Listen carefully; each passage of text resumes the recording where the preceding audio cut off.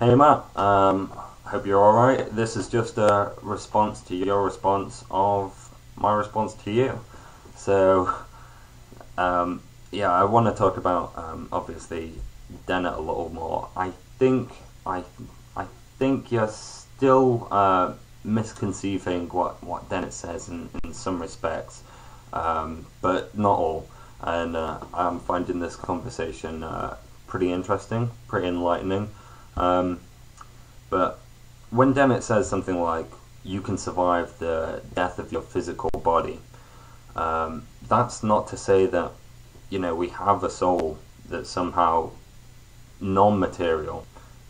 Um, I mean, what he kind of says is it's the informational structure that's important to create the necessary condition of consciousness.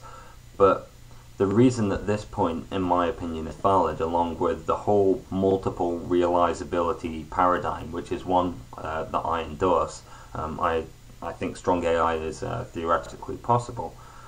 But it's the fact that because there is nothing intrinsically different or separate about the physical nature of the brain,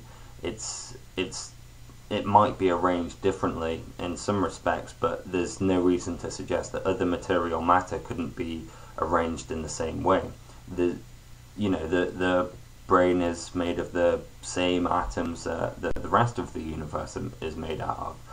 So once we realize that, and we understand it's the particular function of the brain, um, it's the way that it works, it's the way that it handles what we might deem to be called information that creates the phenomenological experience, and indeed the physical nature of the brain at the same time.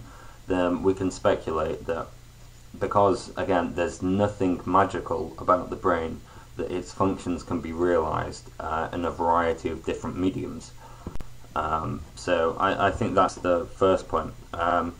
Secondly, you talk about a the evolutionary role and a creature creating its own point of view. Now, here is a quote from Dennett. I don't usually quote, but I think you might enjoy this one. I mean, you said you've read Dennett, so I'll assume that you've read this, but for the benefit of everyone else and just to draw your attention to it, really. This is saying something very similar to whoever you quoted. I'll go back and I'll check that out. But it's a very similar concept here. When an entity arrives on the scene capable of a behavior that staves off, however primitive, its own dissolution and decomposition, it brings with it into the world its good.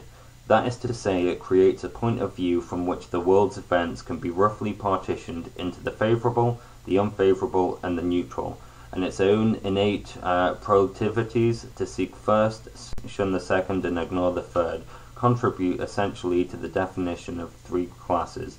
As the creature thus comes to have interest, the world and its events begin creating reasons for it. Whether or not the creature can fully recognize them, the first reasons pre-existed their own recognition. Indeed, the problem faced by the first problem facers was to learn how to recognize and act on the reasons that their very existence brought into existence. As soon as something gets into the important business of self-preservation, boundaries become important. For if you to set out to preserve yourself, you don't want to squander your efforts to preserve the whole world. You draw the line. And to be honest, that quote, I know it was a lengthy quote, but I don't think you'd necessarily disagree with that quote. And Dennett does go into the evolution of consciousness. It's quite an important facet of his view on consciousness. So I think we need to consider that a little bit more seriously when we're considering Dennett. Now, as for the neural networks and the blue brain and things like that, firstly I want to say, because I've studied neural networks pretty intensely at degree level, the connections between the neurons or the nodes or the perceptrons, whatever you want to call them, might at first be set by the programmer, but that's not the way that I don't know any neural networks that are just explicitly programmed in like that. The neural network itself is usually randomized. The weights between the neural networks are usually randomized, and it's a process of learning that makes the neurons find pathways that will utilize some output value or something like that. Usually it's done with a mathematical function called backpropagation, which this is on a system that's known as just the training system, where you have a set of training data, you tell it again and again, this is cat, this is a dog, and then it eventually learns the pathways that will help it make this distinction. But there's also something a little bit more complex called reinforcement learning, where it usually uses an algorithm that's called Q learning to not have to go through the training data and being shown that this is this, this is that. So in that way it's a lot more similar to how our biology works. Now, when we use a reinforcement type of learning, this is very similar to how the value systems in the brain reward certain things, certain firings, and inhibit others. Now, as for Blue Brain, right? Essentially, it's run on something called Blue Gene, which is an IBM supercomputer. Now, the connections themselves aren't hardwired. That's an important thing to remember. The connections themselves are done at a lookup table, and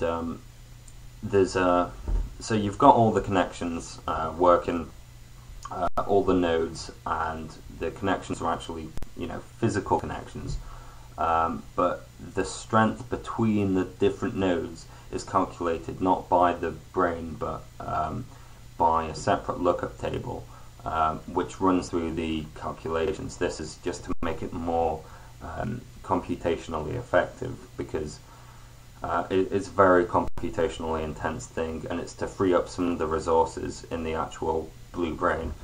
But the idea of Blue Brain isn't to use these sort of estimations of algorithms that we try and use in artificial intelligence that I've just mentioned, for example, like Q-learning, backpropagation. You can even use an evolutionary algorithm to come up with a solution to the particular weights, where you evolve the weights of the neurons in a similar way that you would in evolutionary computing. It's essentially evolution on a brain scale. But regardless, that's not the point of Blue Brain. Blue Brain is an attempt to recreate the human brain, simulate the visual cortex, or a part of the visual cortex, as accurately as we can to the molecular level.